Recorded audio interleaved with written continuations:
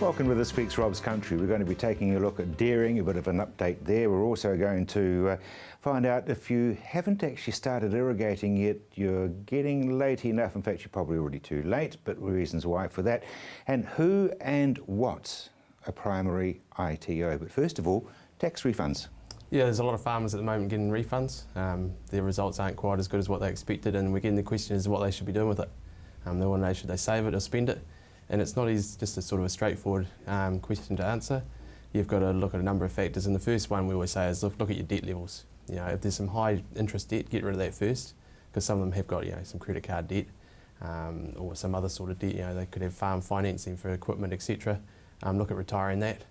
But of course, then when we say that, they give the argument, oh, I'm going to lose my tax deduction for the interest. But we say, hang on, you could actually use the money then to use it on the farm for something else, so it's using it for your own purpose rather than lining someone else's pocket. So I guess it's one of those sort of, do I, don't. Exactly, yeah. So we say look at the debt, and if you've got no debt that you want to retire, then we say, look, there's some key assets that will earn you some extra income that you need repairing or updating, and sort of put the money towards that if possible. And you're suggesting that a jet boat probably doesn't earn you much money? Not necessarily, no. Unless you've got a farm that's got a big pond in the middle of it, you need it for something. I wouldn't have thought so. No, you can't write it off as a pump either, can you? No, you can't, definitely not. Or firefighting equipment or anything like that. It just doesn't work. So, seriously though, we're looking at some pretty tight times. Yes, we are, yeah. The world price has come back for milk again. Yes. And so most people should be looking perhaps at reducing debt. Yep, definitely. Debt has got to be the first target for anything. Decent sized refunds? I did one today that was just under 25,000. Yeah, that's pretty good. So he's going to be happy when he gets that back in his bank account. It'll help the overdraft and he can use it towards the farm. We've already mapped out what we're doing with it. So he's going to do some sort of notional repairs at the moment so they don't get too big in the future.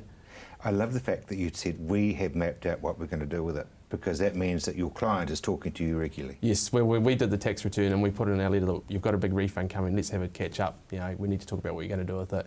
And he was proactive enough to come on in, and we sat down and sort of worked out his plans, where he wanted to be.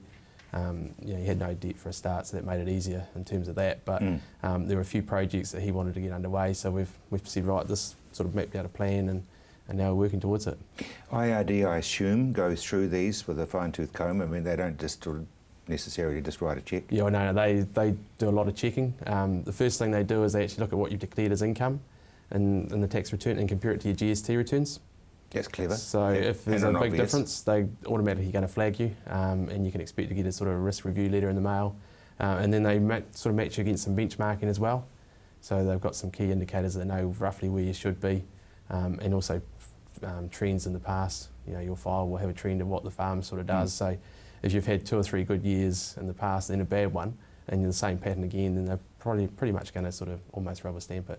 But they are going to do some checks and. Yeah, I mean, they're just doing their job. Yeah, they've got to protect the tax base. There's no skullduggery, they're just doing their job. Yeah, they need to make sure they maximise the revenue, so this is their opportunity. Tell me about the NZX dairy.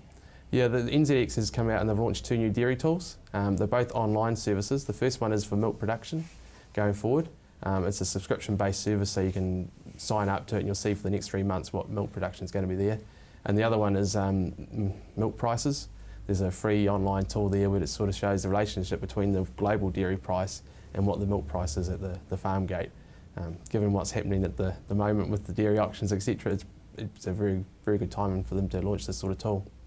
So where and how do you get hold of it? Basically, if you jump on the NZX, you'll find some links there and a bit of a media release about it. I think it's a great idea. They've been proactive. They want to try to show more transparency in the market, and this is a big step forward because, you know, milk production, a lot of people are sort of where it's at, and now you can sort of see where it is. Leads me straight into you as a chartered accountant and budgets, and you don't set one at the beginning of the year and walk away. No, you just do one at the start of the year, and then you update it if there's major events that change it, or, you know, something that needs to happen on the farm that you hadn't planned for. So we're regularly sitting down with our people with their budgets every couple of months and updating it, if not more often. So our dairy guys at the moment, we're going through it monthly with them. Are you? Yeah, even if it's just over the phone, it might be half an hour on the phone sort of saying, look, you forecast this, is it still on track? Some of the others, they actually come in and we'll sit down for a couple of hours and just remap that budget and see where they're at and do some reporting against it as well in terms of where the results are. There'd be those who would suggest, Kerry, that accountants and lawyers are exceedingly expensive, but you're actually looking at saving. Yeah, well, if you know where you're at, you can start sort of planning ahead and you can see where your vulnerabilities are. Sure, there's a cost of our fees for sitting down with us, but imagine the cost if you didn't know where you're going and come the end of the year and you're sort of high in debt and the bank's saying, well, what are you doing? You know, we're not liking the look of this, we're going to withdraw our funding. So your dairy farmers and other farmers, are they on that special system you've got where you send out monthly graphs? Yes, yeah, Tritech service. We've got Sorry. Yeah, we've got quite a few on that, and we've just modified it for a couple of our dairy guys, so they've got more budget reporting in it as well, because they wanted to know exactly where they're sitting in terms of the milk price that we averaged against what they did last year, the budget, especially the expenditure side of it. That's one thing they're really getting tight on, so they want to see exactly what the budget was and whether they're going over or under. Because you guys are also part of that, you do the GST, because that's complicated for a farmer. Yes. Because you've got a certain amount you can claim, a certain amount you can't. Exactly, yes, we do the GST, and some of our guys are on ratio method for provisional tax, so every couple of months they've actually got to pay a certain percentage of their turnover over to IRD, rather than doing some instalments throughout the year, so it just makes it easier cash flow wise as well, so we take care of that for them at the same time. Yeah, because the lay farmer and his or her partner can't be expected to do all that. They can't be expected to understand it, can they? They try, but more often than not, when we get the end of year accounts, there are some adjustments that we've got to make that they haven't claimed or declared in the past, and so therefore they've got to go and fix their returns up. Yeah, I mean the other thing is, I guess, is that IRD look at it and they say this is through a chartered accountant. This GST is through a chartered accountant, so it's going to be okay. Yeah, and we've had IRD in our office looking at, as part of the risk review, our printouts, and they basically take a look and say, okay, look, this looks pretty good, and go on to the next victim, basically. Because if they don't get their money, they look for the next person. Well, it is. They've got a target they've got to meet. So yeah, and fair enough. As I said at the beginning of the program, they've got a job to do and they're doing it. Exactly. Kerry, thank you very much indeed. Still to come on Rob's Country, we're going to be talking to a doctor about us rather than the animals.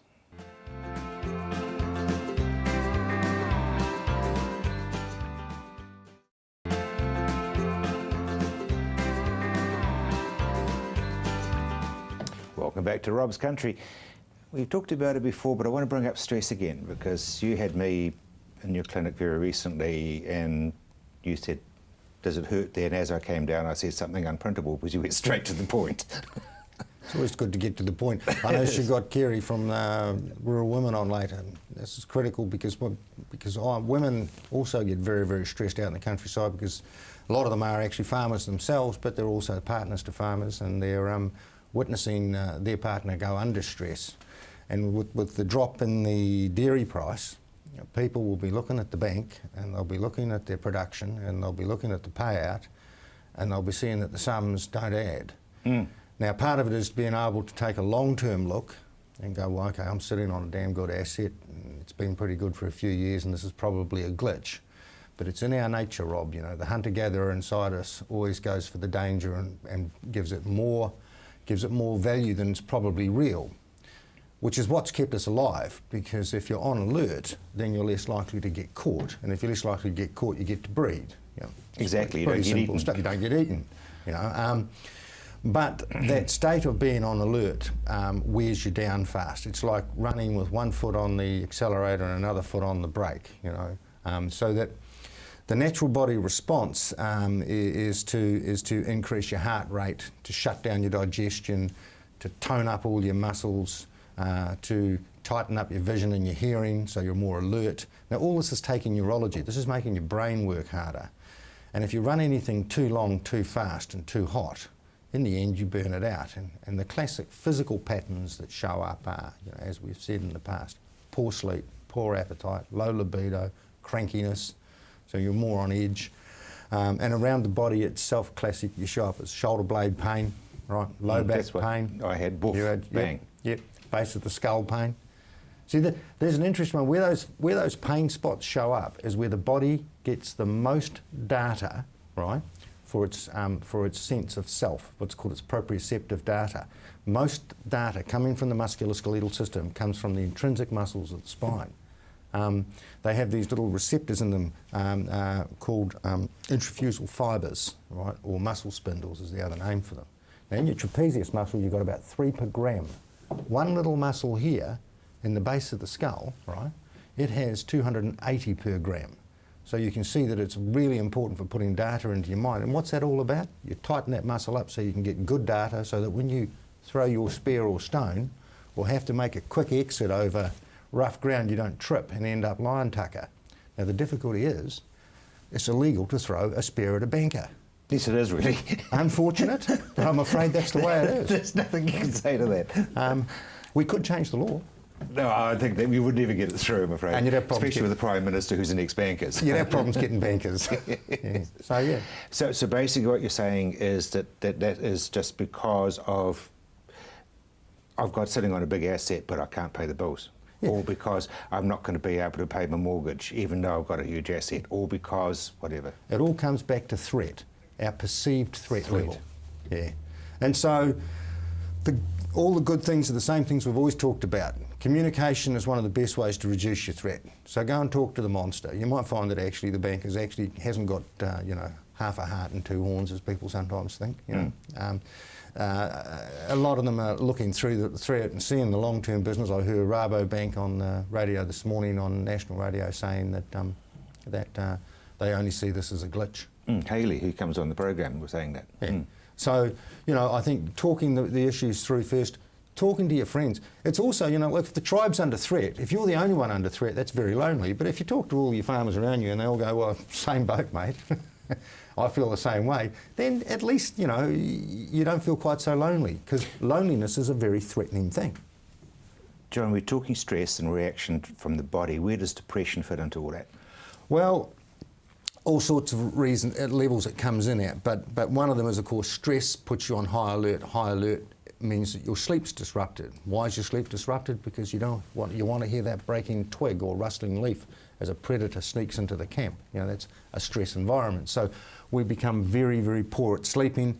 We don't build our neurotransmitter levels up properly. These are the chemicals in the brain that send signals around the body, and particularly a couple of them, like dopamine and serotonin, they tend to drop off. And these are make you happy neurotransmitters. You go flat.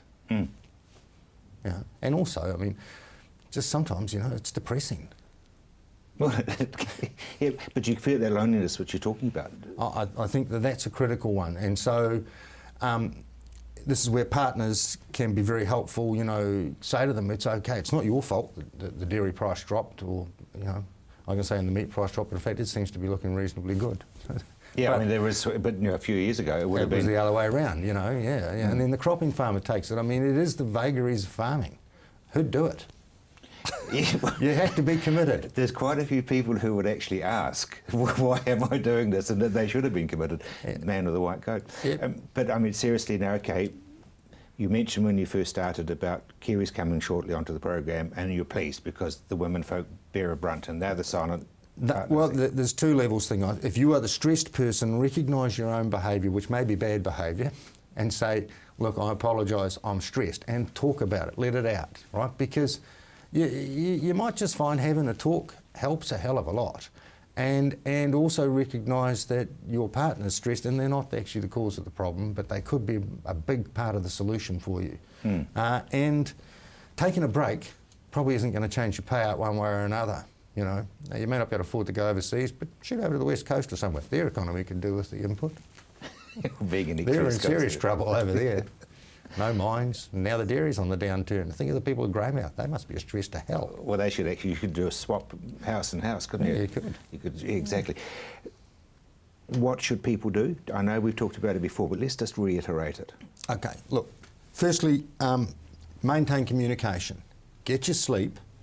I know farmers go, I get exercise, but there's nothing like getting out with the wife and just going for a good hard walk, and chatting. That's another type of exercise. That relaxes you. That's not the same as work. Work's not relaxing, right? Think of taking a break. Seek professional help, right? So go to a chiropractor or something. Well, someone like me for your musculoskeletal problems, although I also, I'd like to think our practice is a bit more specialised and we actually do deal with the stress patterns as they exist in the body. But, any of your healthcare professionals, the person you feel confident with, the person you felt has got you up and going last time, go and talk to them.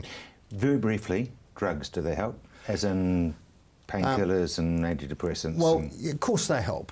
Of course they help, but you know they've got to be carefully managed, and you want to, I think, in all medication, generally speaking, you try and see it as an interim measure. At least we do from our perspective. Some things, of course, are going to be for life, like heart medications and that. But it's better to try and get to the causes, though. But these are great short-term pharmaceutical solutions out there. Thank you, and thank you for fixing me last week. Speaking of dairying, let's catch up with the Lincoln University dairy farm and see how their season has been. The season's been really good so far. It's been a great spring, even though it's been colder and we haven't grown as much grass. The utilisation of the grass we've had has been quite exceptional, really. It's got pretty dry. It did get dry, yeah. We sort of set all the irrigation up about 10 days ago. We did a couple of days of irrigation, just sort of starting playing around with it, but then we got about 10 mil of rain and haven't had to irrigate quite since then. Today there's hail coming through, so what's that going to do? Yeah, I don't think there'll be a lot of moisture in it, so yeah, it'll keep us going for another 2 or 3 days, but if it becomes fine again, we'll be back into irrigation, I'd imagine. Now you cut back cows? Yes, this season we are milking only 560 at peak, which is down from 630 at peak last season, so a few less cows, 70 less cows than peak last year. What about production? Are you getting more from less? We are currently. There's been a very, very favourable spring, like I say.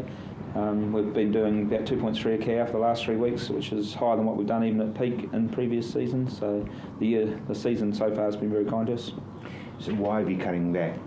Mainly for environmental issues that are coming on in the future. That as a demonstration farm, we want to lead from the front, and we want to have less input, so we're getting less nitrate leaching out the bottom. So you're cutting back fertiliser? Nitrogen, yes. Nitrogen we've cut back to, we only use 150 kgs of N per hectare this year. So how much nitrogen are you using? This year we're going to use about 150 kgs of N, which is down from last year where we used 250 kgs of N. And previous season to that we used 350, 360. That's when we had the clover root weevil problem, and we almost non-existent with clover. I mean, that's a big drop.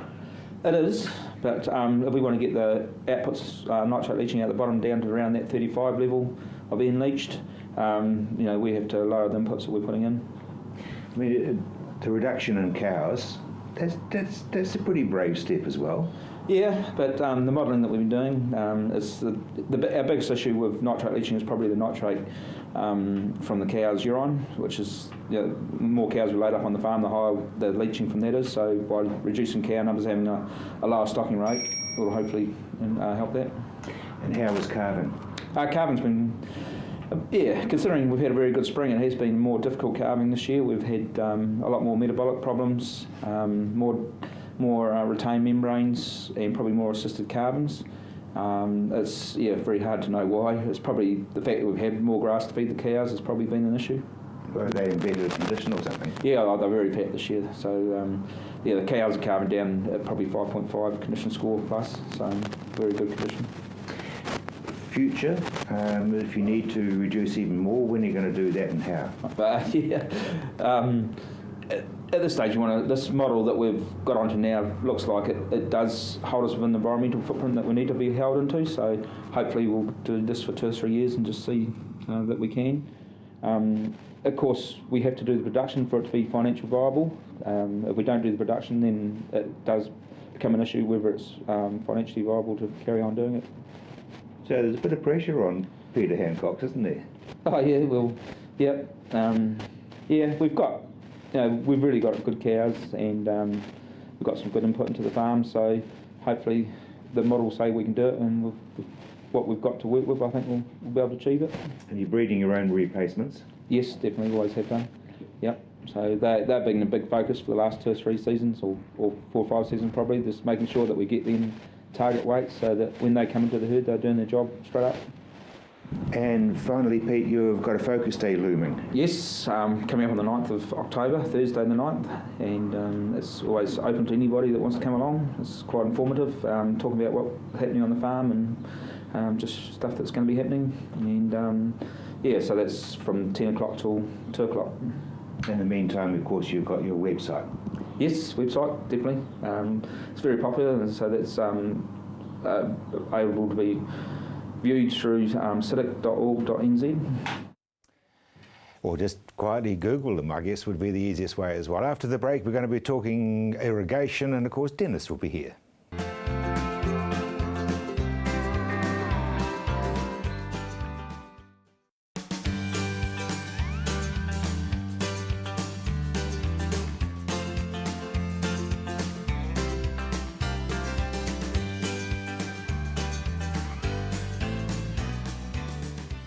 It's all very varied out there as far as water is concerned.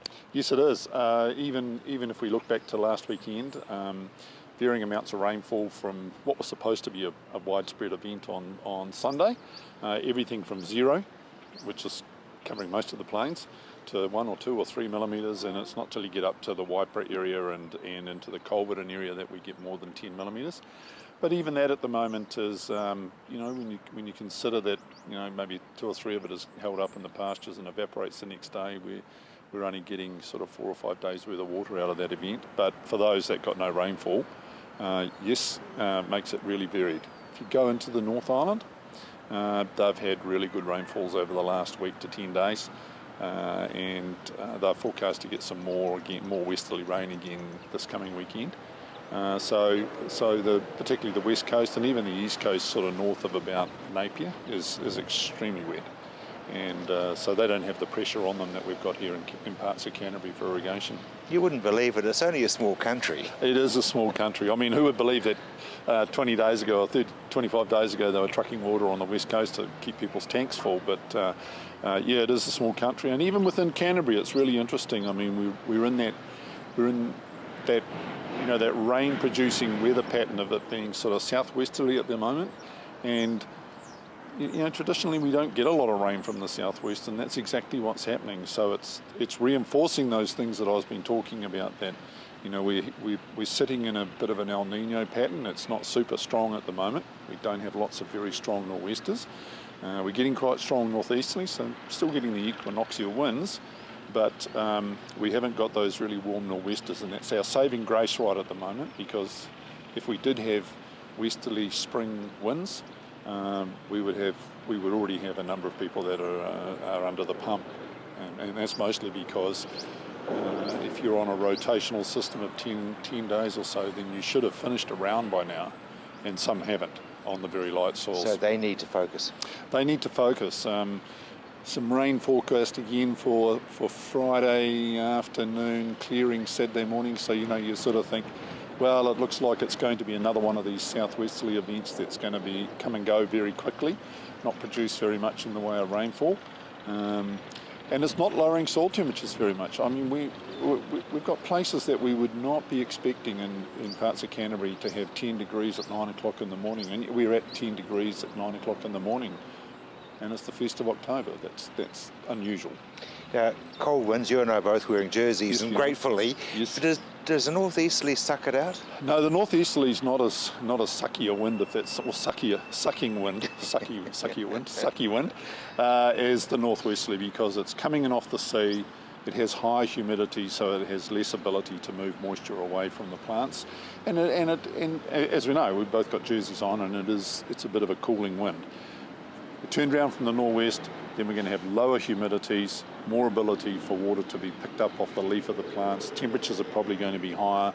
They'll want to transpire more water to stay a bit cooler. So right now we've got that sort of saving grace, I guess, that we've got that we've got a bit of an easterly system running for the last 5 days or so, and that's helping our bacon a little bit, despite the fact we're not getting any rain. You've always said, though, we're only ever 10 days away from a drought. Yeah, I think we're probably less than that now, because if you look back, you go into the mid parts of the plains here, the last time we had soils at field capacity was the 20th of July.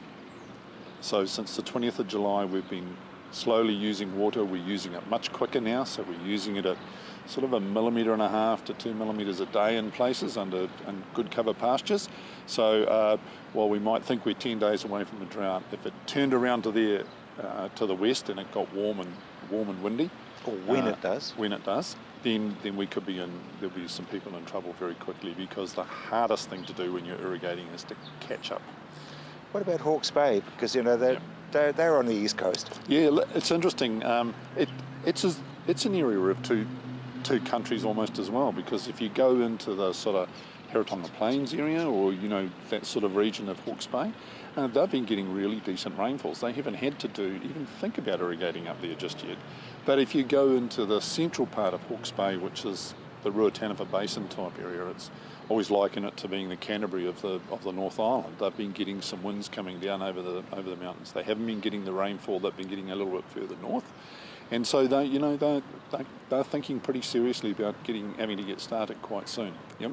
So quite contrasts within a few tens of k's of areas. Yeah. But once you leave that Hawke's Bay area, there's plenty of rainfall everywhere to keep the irrigators at bay.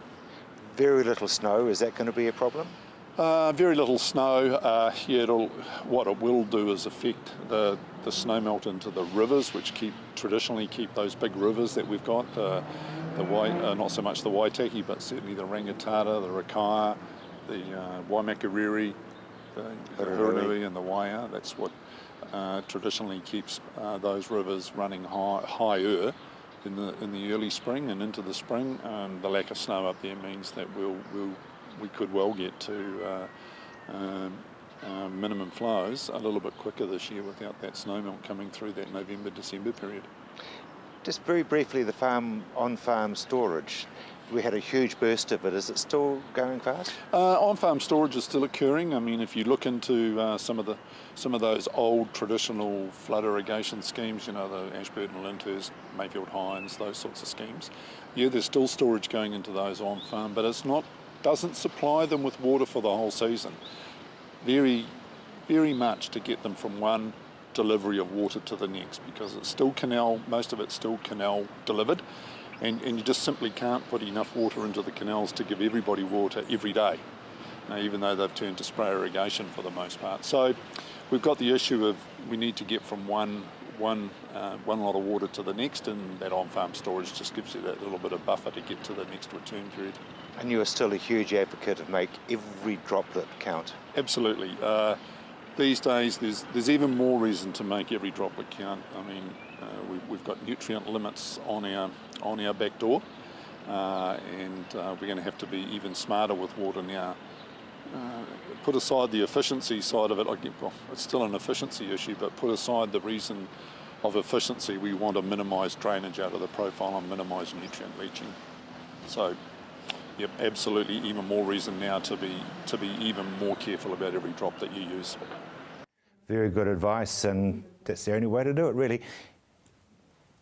You've written down a wee note here for me to say double stitching from the left. It sounds like an election story. Well, it's not really, Rob, but it's a hardy perennial that annoys people. And what it is things like fertiliser bags, seed bags, dog biscuit bags, dog roll, chicken pellets are all stitched up. And the farmers do not know, and their wives don't know how to unpick that stitch. It's quite simple. You just cut it and do bzzz. No, cut it what? Cut it down the top? No, you cut it at one end and it goes bzzz. Does it? Which end? I normally have to do both until I get the right end. One end. Goes on one side of the bag is a single row of stitching. Yeah. On the other side of the bag is a double row of stitching. Address the bag on the double stitching side from your left, cut it every time, zit. Because I need never to do Double both ends. stitching from the left. Well, thank you for unravelling that. Thank you. Yeah, good. The aphids are back.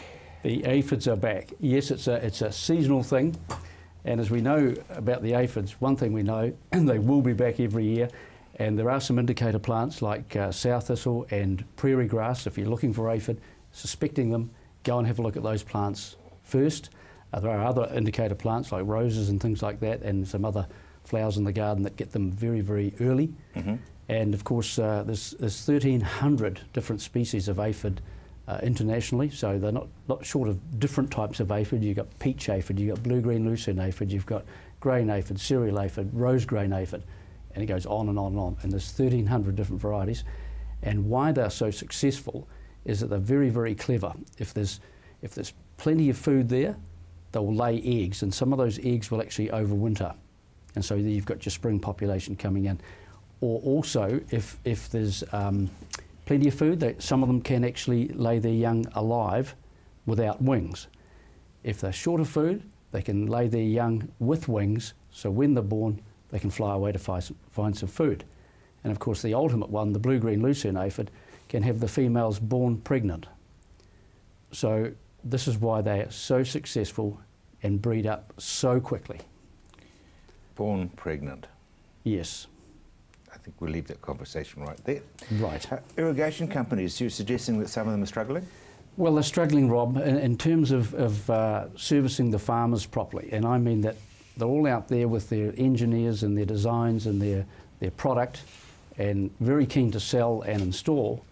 And sometimes it finishes there. And really, Environment Canterbury, who are the monitoring people, are either getting stuck into the farmers about monitoring compliance, and in a lot of cases the irrigation companies haven't done the homework with data loggers and things like that, and the information that's being sent to ECAN is either incomplete or wrong, and the land and water police, as I call them, are very, very good at turning farmers into criminals by putting out these major non-compliance things and putting stress on farmers, basically, rather than working with them and giving some time to integrate some of these things that are required.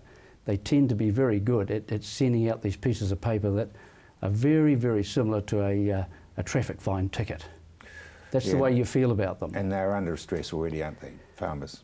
Farmers are under stress. They don't need this rubbish, quite frankly, and some of the information that's not shared within ECAN, different departments, different branches in different towns, they're not sharing the information. I don't know whether their computer systems are not compatible. There's something wrong, and really it is not good enough. So that's the message for them to look after themselves. Absolutely. Drift of spray or spray drift. Spray drift, sometimes called chemical trespass. We hate to think of that terminology, but basically there are quite a few things that farmers can do to reduce that instance, and one is air induction nozzles, which help air come into the tip, and so your hydraulic system not only becomes water, it becomes water and air, and it drives that droplet down rather than let it drift away in the wind. And so they're a very good thing. Some nozzles can, if you have an air induction nozzle, you can go to a coarser droplet size, which of course doesn't drift as much as the fines. Heavier, and down it goes. Farmers can slow down with their spraying close to neighbours or potentially damaging crops, things like that. They can, and that of course lowers the pressure that comes out the nozzle, and of course they can add anti-drift agents. So amongst all that armoury and choices we've got, there is very little need for spray drift, as well as picking your day. Speaking of picking the day, picking what's happening within your season. Yes, Rob. Within cropping farms, you can't just go and have a look at what did I do on that crop on that particular day last year or the year before that, because that may be a little bit of a guide, but farmers need to keep in tune with their season and keep in tune with their crop. And by that I mean, if we've had a really wet winter and there's been lots of nitrogen leaching, we're going to experience a lot of spring yellows, is what we call spring yellows, is what we're seeing now.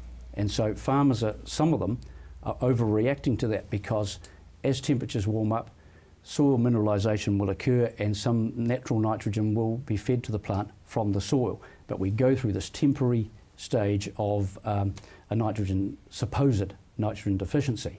So it's all about it's all about tweaking, observation. We learn from observation. We learn from talking to people. But stay in tune with the season and your crop, and you won't go wrong. If you sort of make a sudden reaction, put too much fertiliser on, the crop can get too lanky and fall over, and you've created problems. So just keep control. Thank you very much indeed. And how often do you hear the season is 2 weeks behind or 2 weeks ahead? After the break, we're talking rural women, New Zealand.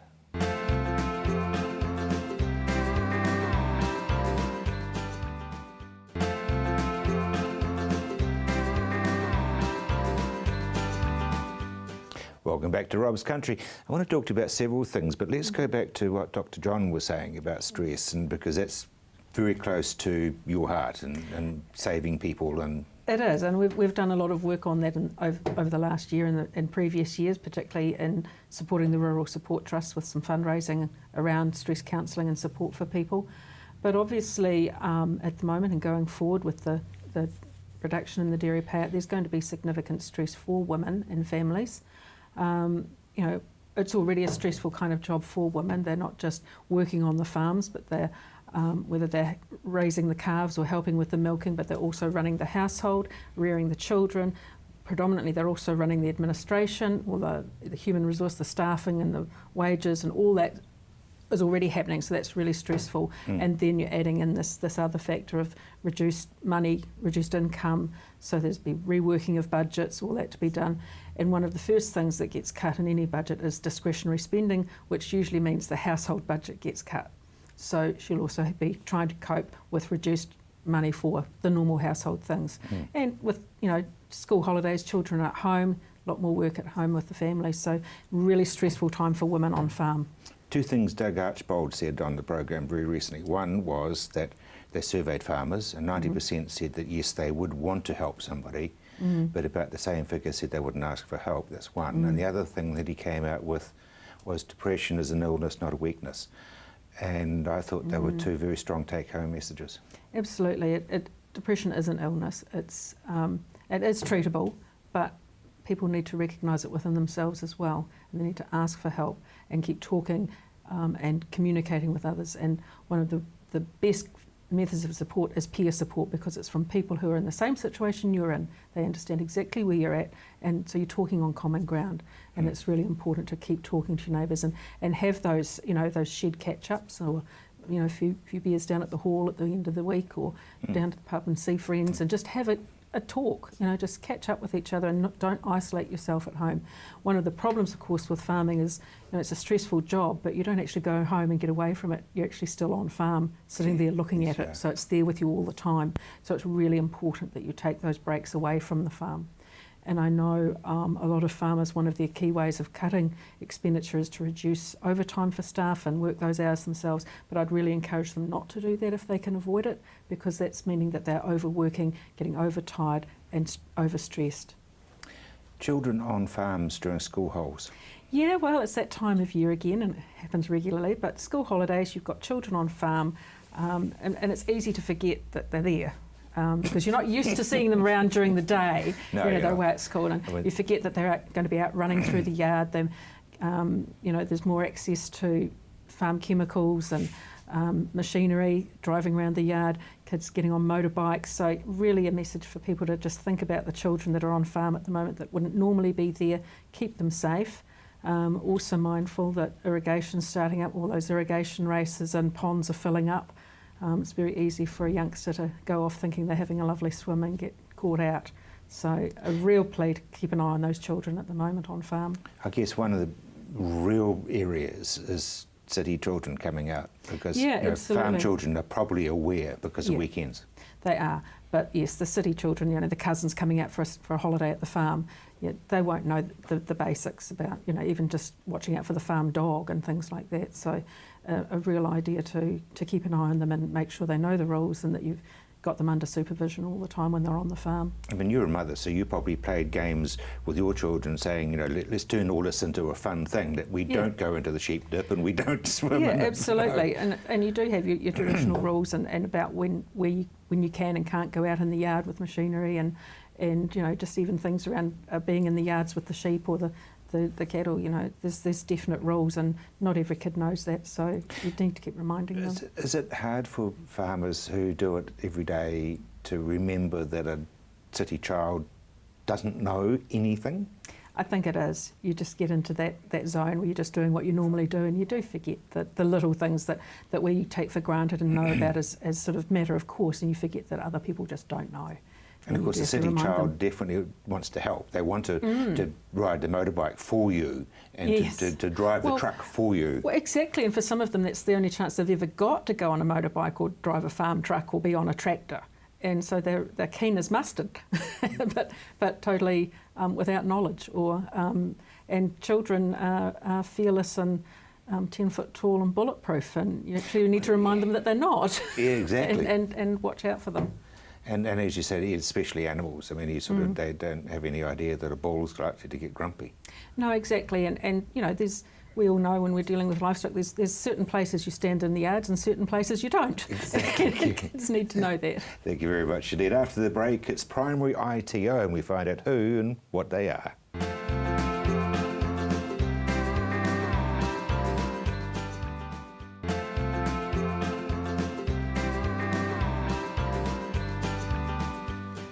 Welcome back to Rob's Country. Primary ITO, who and what are you? Primary ITO, we're the largest industry training organisation across the country. We work across 29 primary industry sectors. So that includes agriculture, horticulture, and various others. Each year we normally engage with around about 20,000 trainees and get them through qualifications that pertain to what they're doing within the industry and help them grow, and helps their employers as well get a better staff member at the end of it. Is it a bit of hands-on as well as theory? Definitely, it's a combination of both, so they're earning and learning at the same time. So they come into a classroom environment for some theory lessons, back out on farm, put those skills into practice and get assessed by their employer, all the while learning and earning. So this is sort of like the old Lincoln College diploma. Before it became Lincoln University, with degrees in it. Because I mean, everybody did that in the old days. Everybody my age went through Lincoln. A little very similar, but instead of being in one block course like a diploma at Lincoln, they are actually still on farm and just get day release to come into classroom time. Oh, really? So then they're back on farm. So for the dairy farm sector, they come to class between 9:30 and 2:30, and then they're back out to milk the second herd, or they've milked in the morning while they're feeding calves. So, but instantly going back and using what they've learnt that day. So it must be very rewarding. It must be a real buzz for them. I believe so. I've been a training advisor now for 4.5 years and seen a lot of young people come through, career changes coming through, and picking up the knowledge and using it and moving through into better things. The length of the course? Depends on what course you're doing. The shorter, earlier courses, level 2 and 3, you're in classroom for six days. Duration to complete can take anywhere between 6 and 9 months. Depends on the trainee, pretty much, and how well they pick it up. And then there's a diploma at the end, which is what I was withdrawing or Yes, heading towards earlier. Yeah. So we offer a diploma in agribusiness management, that's sort of aimed at the decision makers, really, and those that are looking to move into that particular role. So if I can refer to the dairy industry, it's your managers who may want to become contract milkers.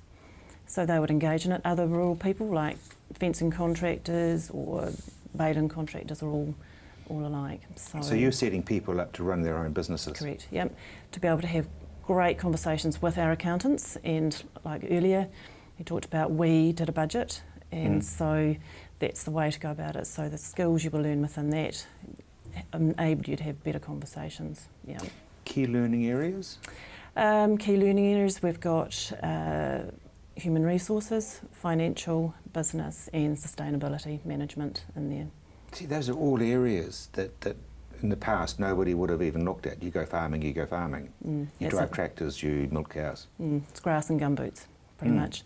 But it's not, I think now with our industry, and obviously with the payout falling and those types of things happening, it's a very challenging environment to be in, and it's a business. It's not just, I'll go and take over Dad's farm anymore, because it's not. Let's look at dairying, because that's the sort of the shining diamond and the crown, for the want of a better term. But that is a business. I mean, it's a career. You start at the bottom, and if you don't shine, if you don't have the skills you're talking about, you're not going to get to the cream, to the top. No, and some of those businesses are worth a lot of money. You could be managing and running a multi-million-dollar industry.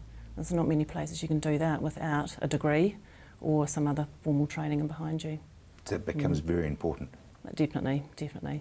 And we've got a new model now that we're delivering via in partnership with Aoreki, and it's a blended learning, so we're a bit similar to our other courses. You can do it at home. There's a few classroom times as well, bit of contact with your tutor, using Moodle, so using all this newfangled technology. What are you using? Moodle. Moodle. I'll tell you about it after the 15th of October when I enrol. But I think it's to do with the cloud and online things. Is it? Okay, that's all fine. We'll know that there is a thing called I'll Moodle. email you, yes. So it just means that people can learn again at their own pace. Yeah. So you get support from other people by the sound of it. I mean, You do. We have a mentoring program, which is fabulous. And that can be someone inside the industry, or it could be someone outside your industry who can give you a call, say, "How's it going, Rob? You need a bit of a shove to keep going," or, "Can I help you with it?" and talk you through it. you're suggesting that if I hit a wall, I can ring somebody and say, "Listen, I just cannot get this into my head." Definitely. We've got a mentoring program that we run, so we train people to become mentors, which is great, and they can support you through that, as well as your training advisors. So always give us a ring, we can help. Very briefly, age group that you're aiming at. Age group, for the diploma, we're looking at people who are not so much an age group but an experience and where they're at within their career. So you'd want to be looking at that management level and beyond, farm owners and decision makers. I think it's compulsory, quite frankly. I would agree. Now, interestingly enough, the phone number, or the 0800 number for primary ITO, on your screen now.